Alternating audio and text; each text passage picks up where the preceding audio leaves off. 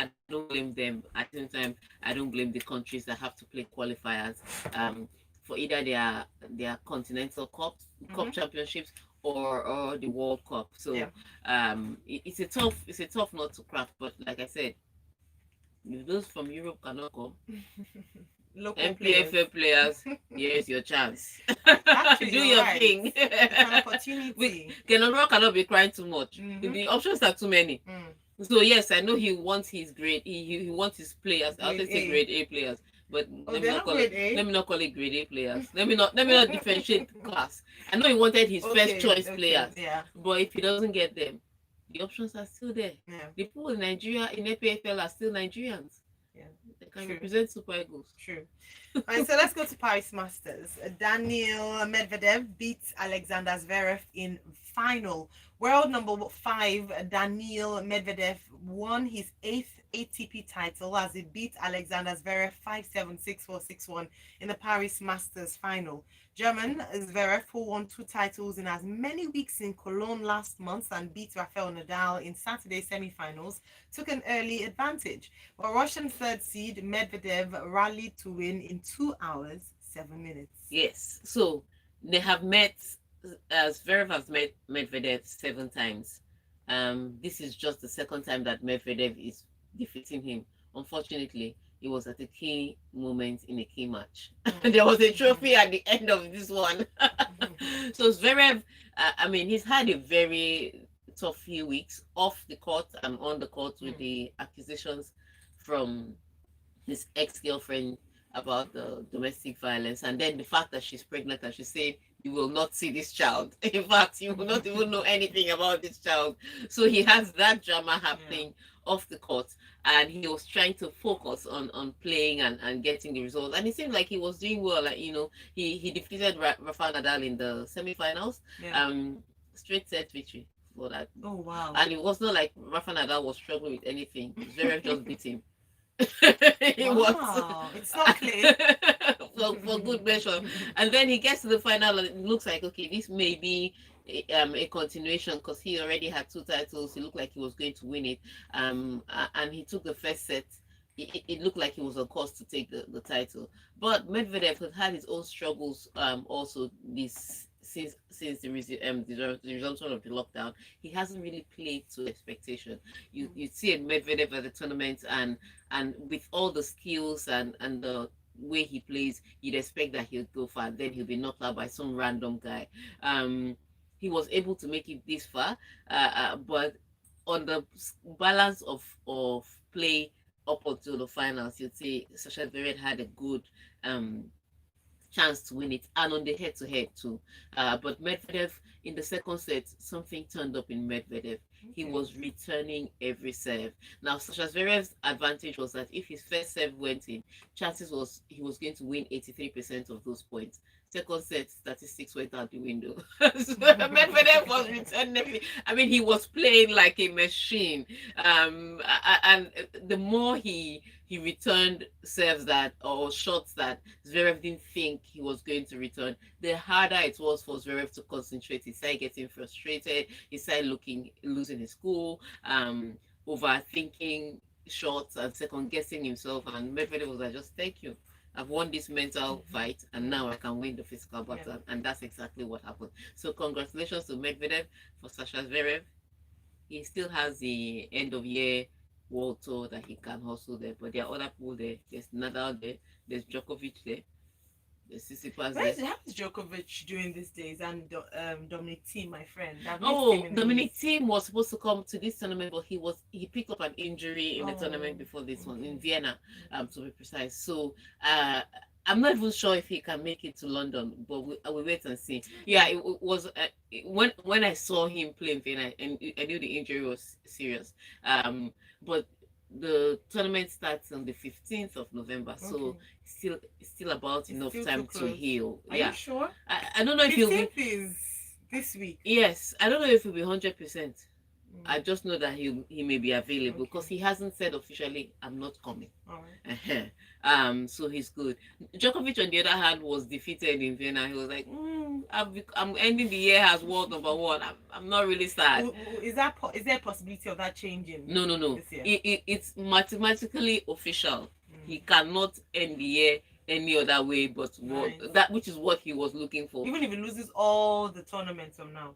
There's just one important one. That's one Alright. in London. So Wimbledon, No, no, no. Another one. It's the year-ending ATP Masters Tour. It's Okay. for Oh, only the right.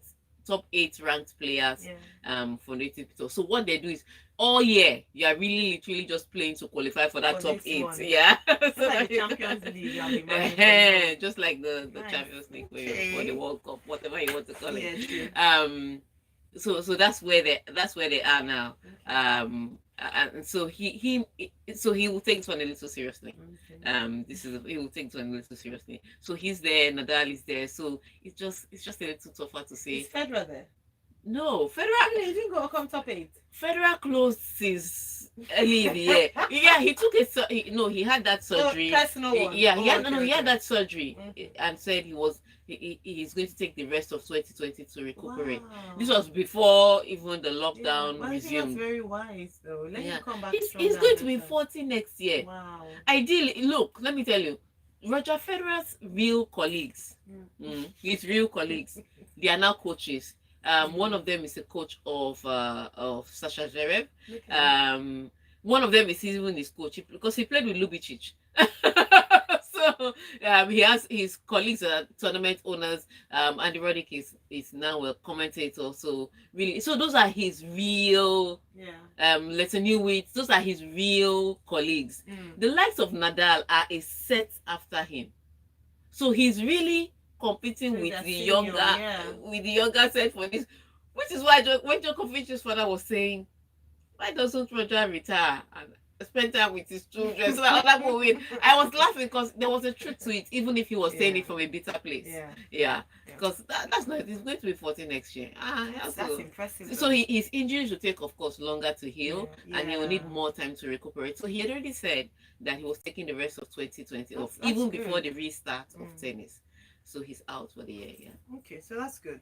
Real Madrid were thrashed 4-1 at struggling Valencia yesterday as Carlos Sola scored a hat-trick of penalties to raise further doubts over La Liga's reigning champions. Madrid took the lead through Karim Benzema, but presented Valencia with 4 gifts at Mestalla, including 3 spot kicks and an own goal scored by Rafael Varane to fall to another surprise defeat. Zidane said there is no justification, no excuses. It's a bad game and a bad day. Yeah, he's right. It was a bad game and a bad day. Penalty galore. And here's what it is. People just think that, penalty is a goal. Penalty taking these days is much harder because it's a mental battle. And think about it.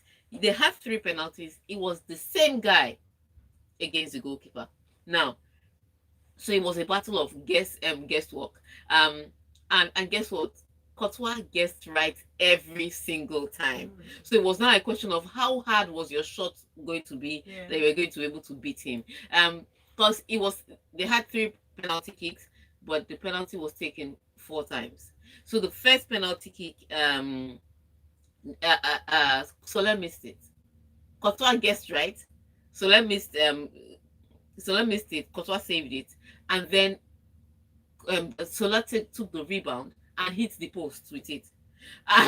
So before Musa eventually scored the goal, but it was found out in the under VAR reviews already. It was found out by VAR that there was an encroachment. So they had to retake the penalty. Wow. So you can imagine if you're the guy who took a penalty that missed the penalty and the rebound, stepping up to take the penalty again. So why they make only him? No. They usually on teams they have Okay, the penalty. They go to penalty taker. Okay. Then if he's not available or for some reason he doesn't take, then somebody else. Which is why in certain you see Messi takes it for his team. Messi does everything. It's not about Messi takes for his team. Then Cristiano Ronaldo takes for his team. Yeah. In Chelsea, it used to be Jorginho, and then he missed two penalties. And Lampard was saying, "Oh, he's still the first penalty taker." I said, "Like Timo Werner has been taking penalties since." So there's the shift. Yeah. So he stepped up to take the penalty again. And Courtois this time gets right, even got a fingertip save on it, but the ball was too fast and it entered the back of net. And then the second penalty, he scored. Courtois gets right again, the same direction. The penalty just missed him by a whisker. I think it was just the fourth goal penalty that was easy for Salah, even if Courtois still got right. But it was tough for Real Madrid. They played a really I don't think they played a really poor game. I just think there was a lot of mental fatigue, especially in front of goal, because Modric did all he could. Rodrigo was very disappointing. Karim Benzema was always looking for the ball, so he was never really in position. Even the goal he scored it from the edge of the 18-yard box when he's supposed to be the guy inside the 18-yard box. So they had that struggle, and Zizou watching them, I understood how he felt, because they didn't look coordinated up front. They had good build-ups, then they get to the final third and everything just fell apart. So do you think it's a question on Zizou's coaching skills or abilities? Do you think people I cannot be questioning Zizou. Look, when somebody has won back-to-back UEFA Champions League, when somebody won the La Liga last season, despite all the struggles that they had, it's a combination of things, the coaching is, at the end of the day, the buck stops at the coach's desk. But you also have to question some players when they show up for some matches, how they perform. And on the day, they didn't really do well going forward. But Valencia, who was 17th or 16th on the table at the time, defeating you by 4-0, and you have to 4-1. I have to remember that they gave 3 penalties. True. So Sergio Ramos gave his own penalty. I think the penalty against Marcelo, I wouldn't really call it a penalty, but the referee gave it, and VAR didn't cancel it. So, but I didn't think it was a penalty. So the first penalty, yes, penalty. The second one, the one from Sergio Ramos, yes, definitely penalty, because he did use his hand to swat that ball. But the one against Marcelo, the jury is still out. So it was 3 penalties. If you take out the penalties, it would have been a 1-1 draw. Bad day at the office. 2 points drop, but not as bad as 4-1 result. So not blame Zizou. Olumide Adetilayin on YouTube says, "Good morning, ladies. Please don't talk about Real Madrid because the wound is still fresh." Sorry, Olumide, we already did. We're gonna break now. When we come back, the Locker Room 981 is still here, and we will be talking some more sports stories here. Stay tuned. 98 points. Is this one? Oh, Junior Black Friday is live. Enjoy amazing deals on Junior Black Friday with daily flash sales. Get the large 55-inch LED smart TV for just $1,990. The mic has gotten just come ridiculous. Did you pay for my face? Hey, there you go, better. Be sure to use the voucher Your code fans to get 15% off. You didn't pay for my face, man. Junior Black Friday every Friday in November. This is not TV. I am so sleepy, man. Forget it. I don't know I'll be used to waking up early in the morning again. I'm like Roger Federer, man. I'm getting old. You're getting old. Is it like take out the another one? You see me? What is this called? No, that one is not even on couch now. I just say controlling. Grandma, want to watch something, my friend? 10 grateful years of winning Watch the football battle and of the mind know for what to do discerning for your brands. life. We want to say thanks to you, our clients, for letting us fight your battles. Field Communications. Growth I'm activists. just so tired. Honey, must you go? Even me. Although I had a conference yesterday, I'm so tired. Man, what if your battery runs out? I am so And I was telling tired. myself, I When your power said, bank Sega, runs out. once this Real Madrid match finishes, What are you doing to bed? One Okay, is wait. What if your data runs That's when I out? turned off the TV. No. That's when I turned off the TV. That's when I slept. But that's the last time I turned off the TV. I just looked up. It was 1 a.m. on Nah, Saturday. man. Me, I couldn't even 10:40 something. I was really I sleep late. I was so exhausted. I would have slept if it was 10 If I was 10 I would be alive. I'm alive. Yeah. But I just left the I woke up by 2:30. By 3:30, my alarm started to ring. But yeah, my alarm goes off at 3:30. Yeah, well, let's come back.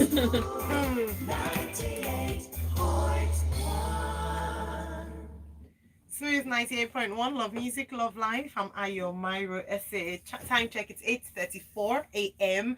on a Monday morning. Fine Monday morning, and it's still the Locker Room 981 with Hagar. Woohoo! Alright, so just before the break, Olumide had told us that we shouldn't spoil his morning by talking about the Real Madrid match. Unfortunately, we read it after we had talked about it. We have a few more stories to get through this morning. If you'd like to join the conversation, we're on YouTube. So go on to youtube.com/smooth981FM Lagos, or you can send us a tweet at smooth981FM. Use the hashtag lockerroom981 on WhatsApp 0809 444 0981. Okay, so let's move on. I know the next people who do not want me to speak about certain things. I'm coming to you shortly. But we have that Jurgen Klopp praises his dangerous Liverpool team after they missed the chance to return to the top of the Premier League following a 1-all draw with Manchester City on Sunday. Super football game, to be honest, he said.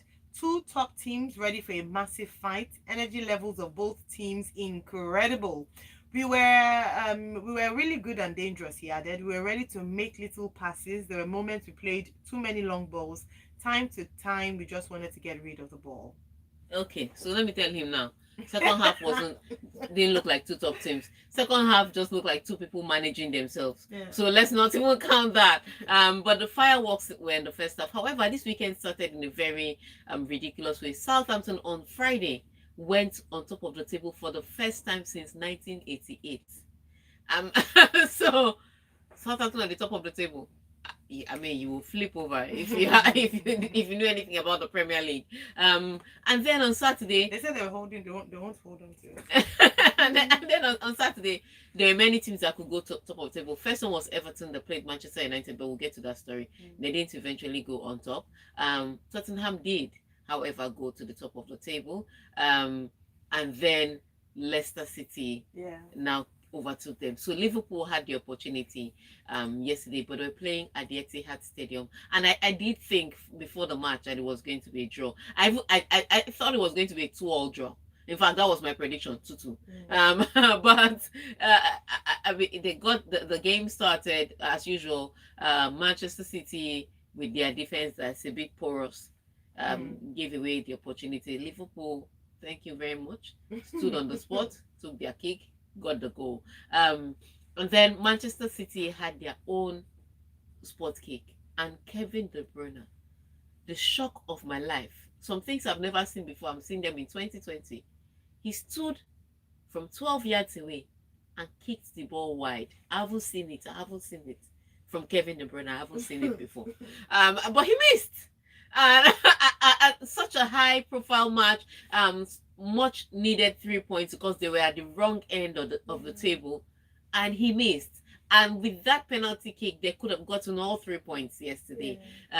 Could have been a worse result for Jurgen Klopp. All this one he's saying, two top teams, two top energy level. They didn't look like two top teams in the second half at all. That match, it was just people managing it.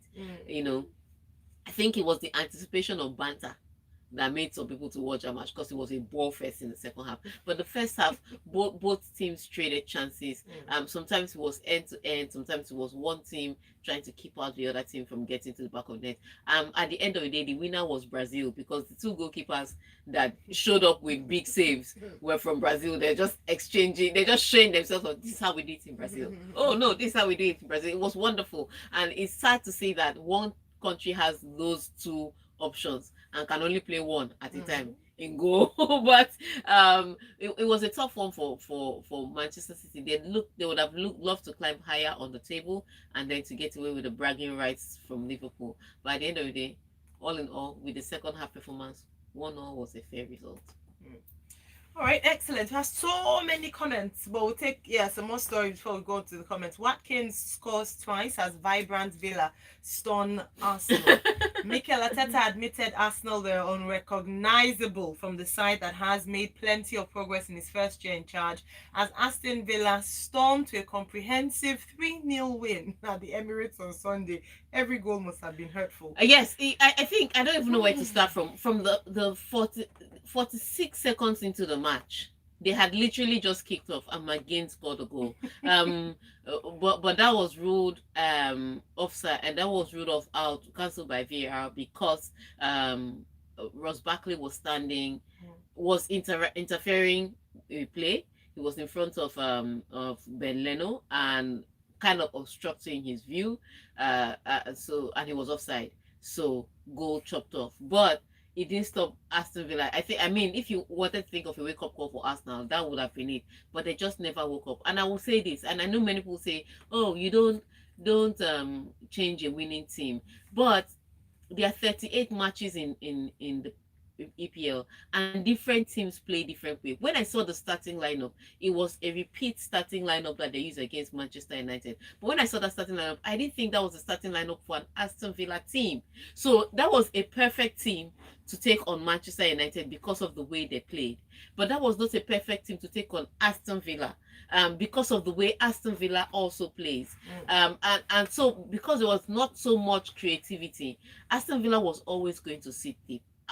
Especially at the Emirates against Aston Villa, most in general, Arsenal were likely going to dominate possession.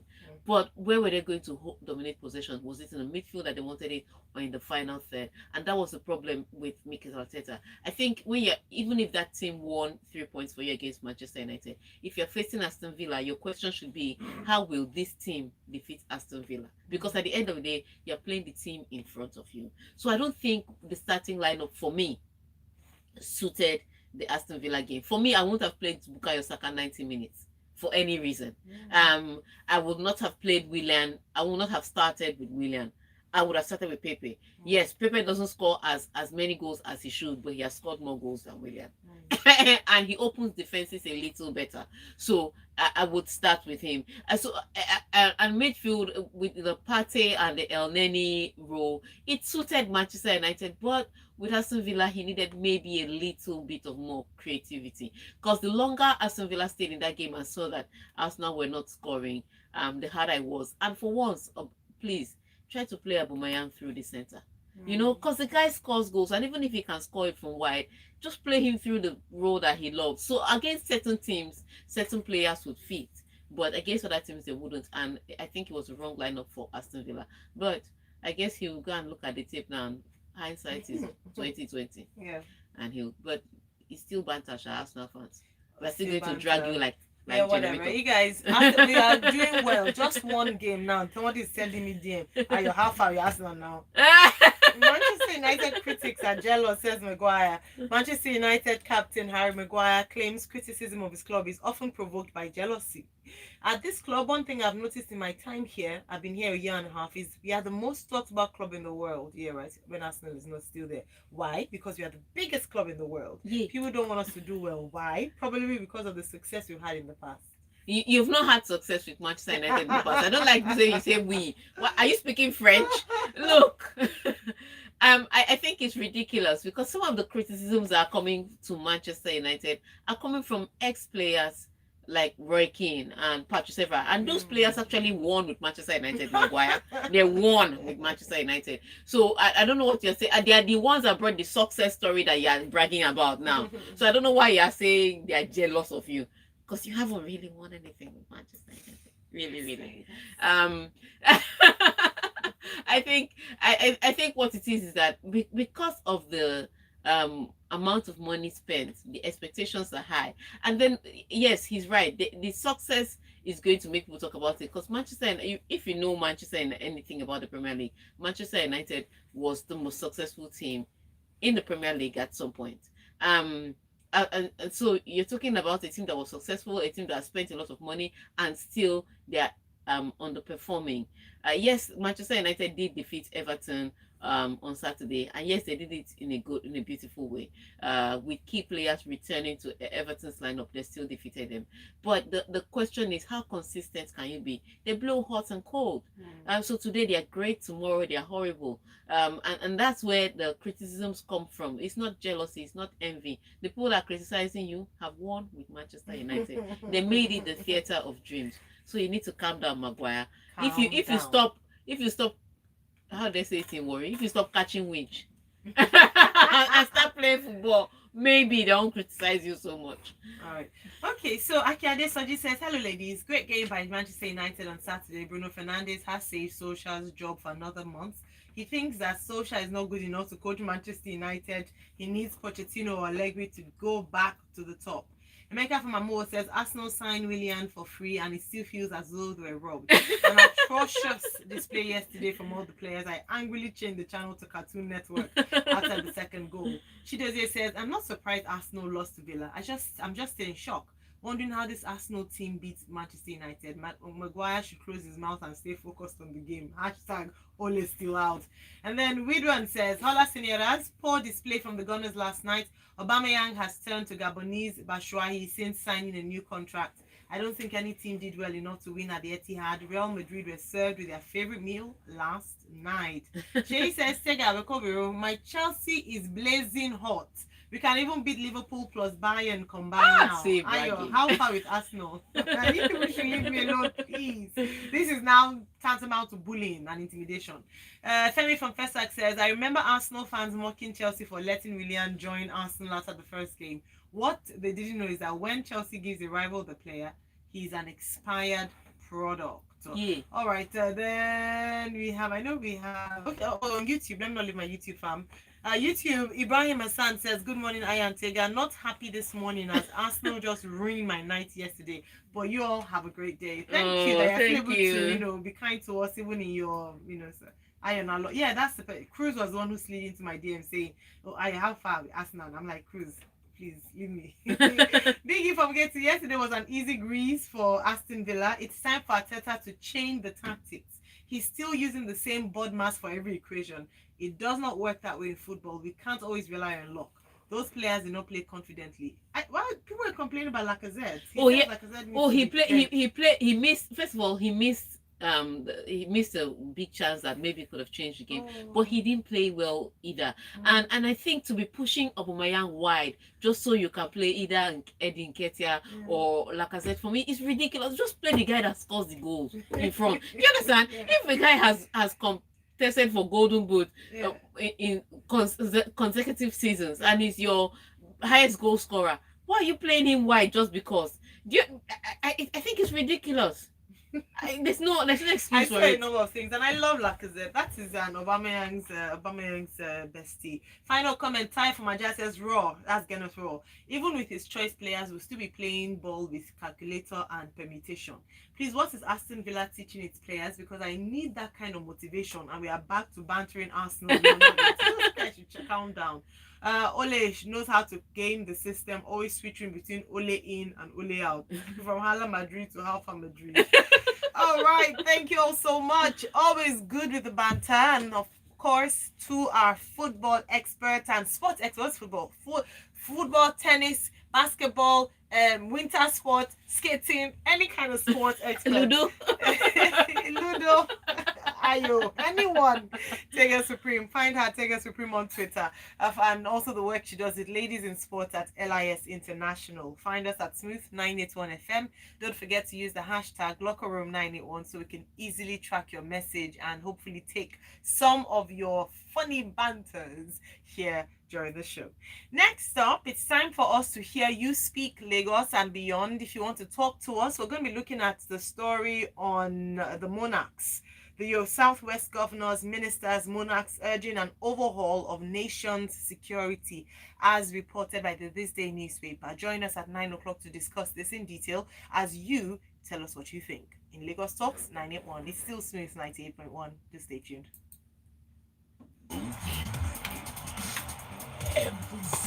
Okay.